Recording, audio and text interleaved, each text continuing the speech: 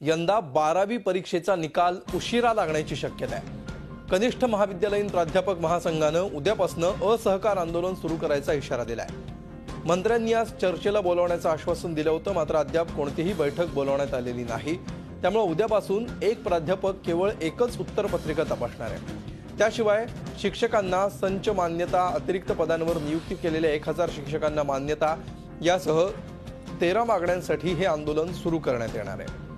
याविषयी आपण अधिक माहिती घेऊया। आमच्या प्रतिनिधी दीपाली जगताप पाटील सध्या आपल्या सोबत आहेत। दीपाली, काय नेमका परिणाम होऊ शकतो पेपर तपासणीवर आणि 12वीच्या निकालावर, काय तपशील आहेत?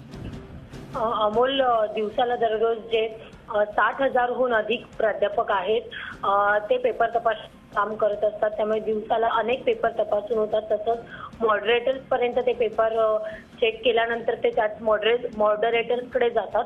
पण आता उद्यापासून एक प्राध्यापक केवळ एकच उत्तरपत्रिका तपासणार आहे। त्यामुळे नक्कीच संथ गतीने हे काम होणार आहे आणि त्याचा निकाल जो आहे तो उशिरा लागण्याची शक्यता आहे। त्यामुळे 12वीचा निकाल उशिरा लागू शकतो आणि आता अधिवेशन सुरू आहे। त्याचप्रमाणे जे आश्वासन दिलं होतं शिक्षण मंत्री विनोद तावडे ते आज बोलवण्याचं आश्वासन दिलं होतं, मात्र कोणत्याही पदाधिकाऱ्याला, कनिष्ठ महाविद्यालयीन महासंघाच्या कोणत्याही पदाधिकाऱ्याला हा निरोप देण्यात आलेला नाहीये किंवा बैठक कधी होईल। त्यामुळे सर्वच प्राध्यापकांमध्ये संताप आहे आणि म्हणून उद्यापासून आता एकच पेपर, एक प्राध्यापक एकच पेपर तपासणार।